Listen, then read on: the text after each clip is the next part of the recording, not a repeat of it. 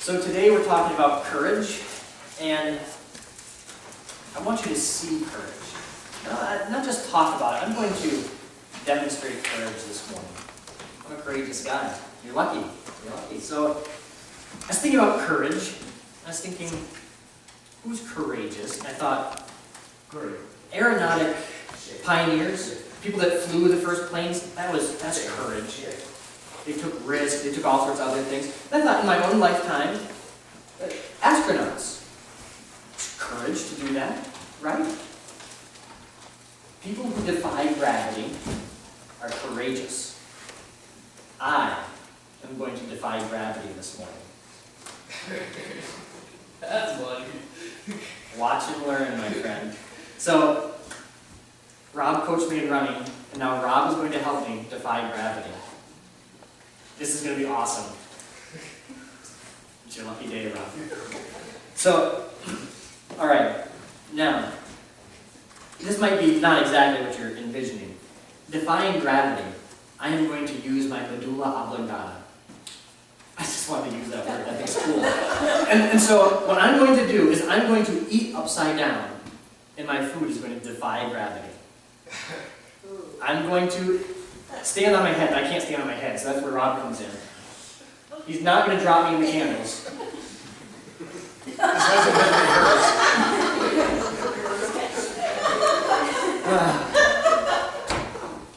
This is going to be courage. All right. Either that or it's going to be messy. All right. I can't do a handstand at all, so it's all on you. Don't flop me. Whoa! All right. Feed me the crackers.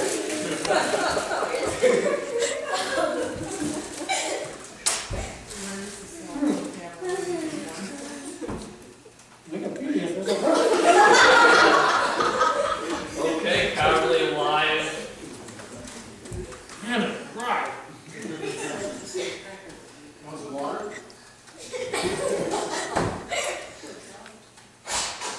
Got it.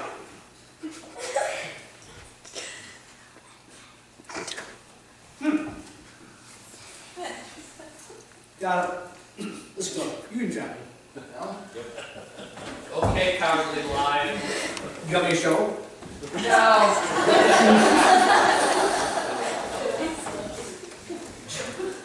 It's like forming a cunt to get that thing to go. It went. It really works. Saltines are a bad idea. Great.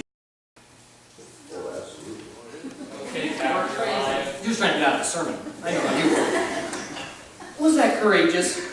Or is that a stupid stunt? It was a... The latter.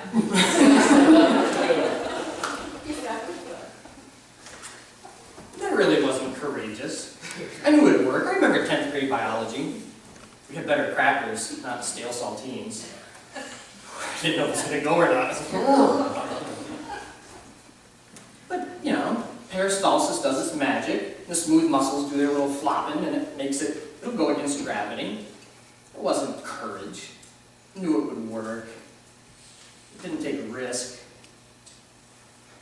What I want to think about is what is biblical courage? What's real courage? Yeah, I couldn't even do the handstand on my own. I had to have Rob hold me. Not a lot of courage in that. We're going to see an example of true courage today, which I think will help us see how we should live our lives. So we're going to pick up in Acts chapter 5. It's page 774.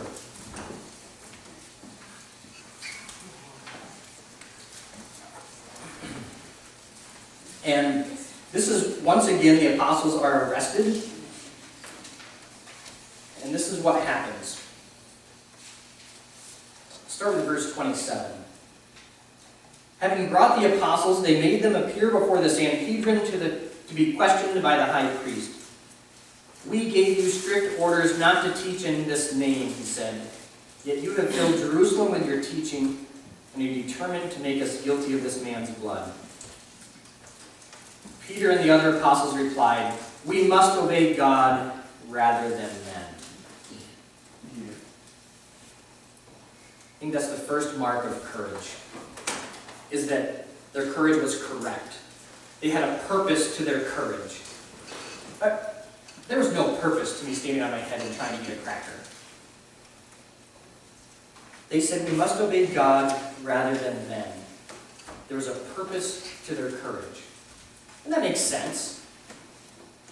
But we get more of a picture of this purpose going down further. We'll skip a little bit ahead in the story. There's a section in which Peter and the apostles talk about more about what following God means. And then in verse 33, their judges get furious and want to kill them. Not a good part of the trial for them. And then a teacher named Gamaliel stands up. And Gamaliel he's the big name guy at the time. He's sort of like the biggest name professor, the biggest name university being called on to give expert testimony. This is the guy. He stands up and everybody listens. And part of what he talks about is a man named Judas the Galilean. Let's skip down to verse 37.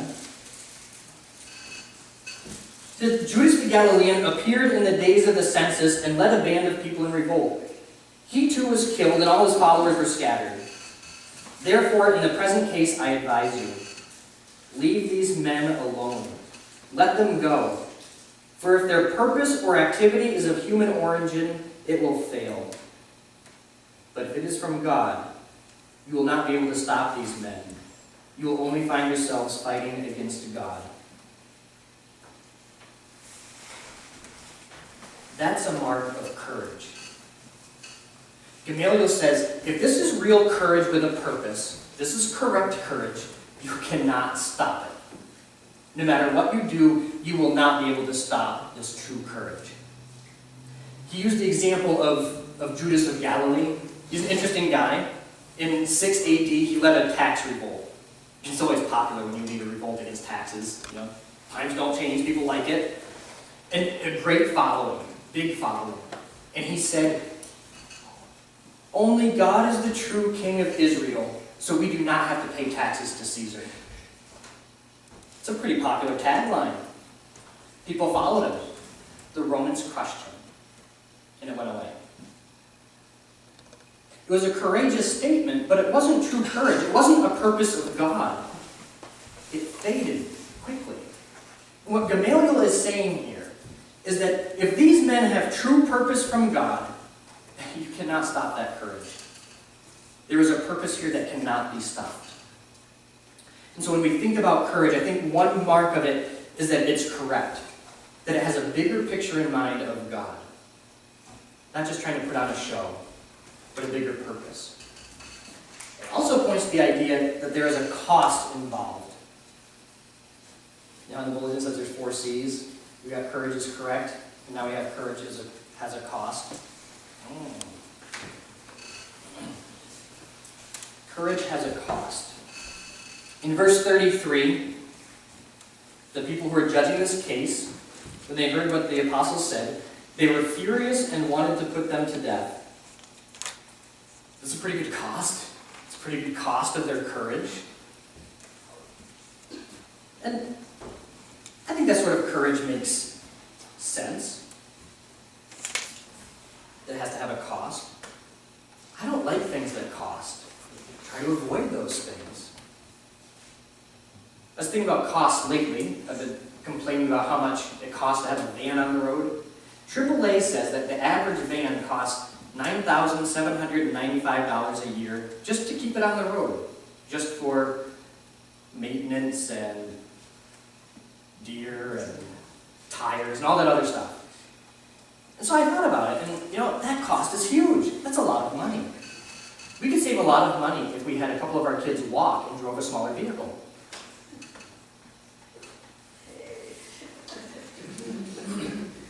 We have to pay that cost. It's a cost that just has to be paid to be able to get around. Courage is going to have a cost.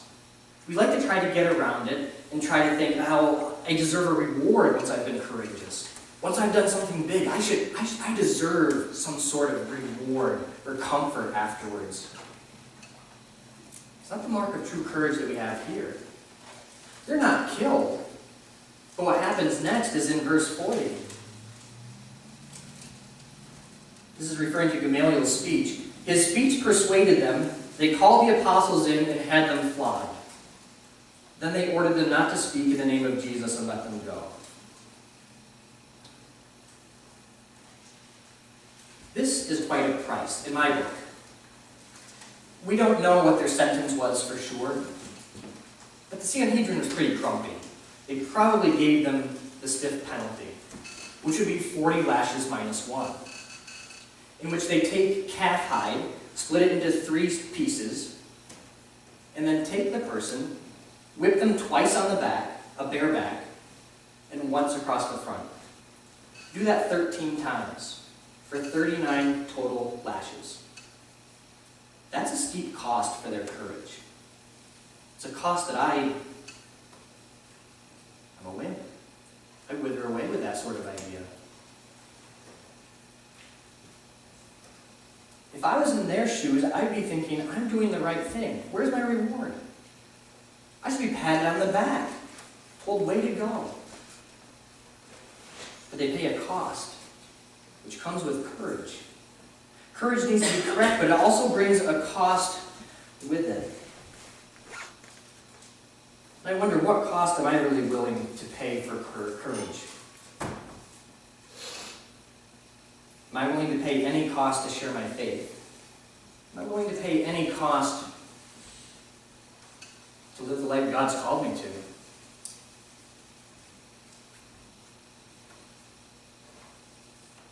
Each one of us has stuff in our lives that shouldn't be there. And it takes courage to get that stuff out. It takes a cost. Am I willing to do that? Courage is correct. Courage has a cost. Courage is collaborative. To get C's, you got to work with the words a little bit. Collaborative. It's the idea of people working together. Sam, can you come up? And Rob, I'm going to take on your easy target today. I'll take the guys over here. Rob, Kent, David, and Alan. Come on up. Come on up. Collaborative. I can't do this by myself. You're not going to put me upside down. I had nothing. All right. Hop up here. So for those of you who have been to camp, you've done a trust fall before. Probably. Trust fall sort of thing. So Sam is going to fall backwards off of the stage. Do you want to do it with or without us first? With us. Okay, so no. Fold your arms up. Okay. Now if you guys could kind of get behind them and put your arms out. All right. Maybe lower it just a little bit so you can pivot. All right. Ready? Up here so we can do. All right. Ready for it? Do you want me to push you with that help? Okay. You trust these guys?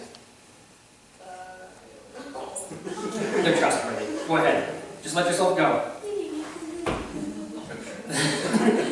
You trust David and Alec more than you trust you guys. Saw how that worked. Thank you. I'll do it. I trust you guys. Next time.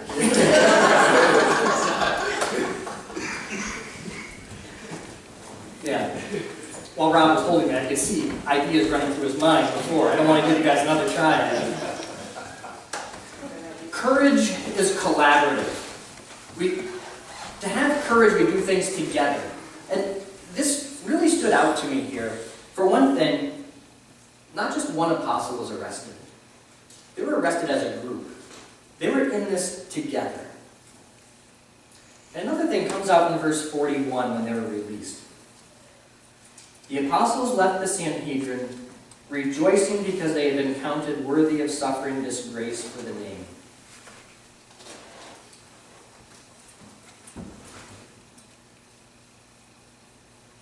When they were let out, they encouraged each other.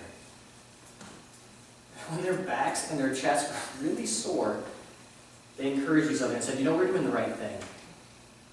And it wasn't just a, let's go, but they said, worthy of the name. Suffering worthy of the name. They're pointing to God. They're encouraging each other with big things. And I think, when I think of courage, Do I remember to be collaborative? Do I look for people around me who are doing the right thing and tell them? Do I send them a note? When a parent is doing a good job as a parent, do I say, that's awesome, thank you?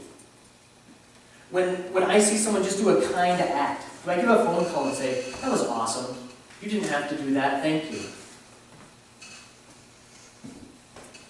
Do I pray continually for people? When I know that they're facing a tough situation, it takes courage to face. Do I pray relentlessly for them? That's the kind of collaboration that's expected of the church. We're not just telling each other, you need to be courageous, you need to be courageous. We're courageous together. It's collaborative. It needs to be together. With this trust fall idea, Sam is not going to drop himself off if he doesn't think somebody's there to catch him. We are not very likely to be overly courageous in our faith if there are other people around us to catch us. If we're just going on our own, it's a lot harder to take a risk. Because as we talked before, courage has a cost. Courage is risky. We need people around us to support each other.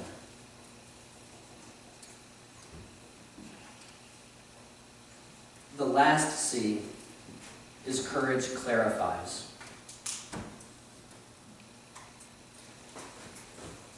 Verse 42. Day after day in the temple courts and from house to house, they never stopped teaching and proclaiming the good news that Jesus is the Christ.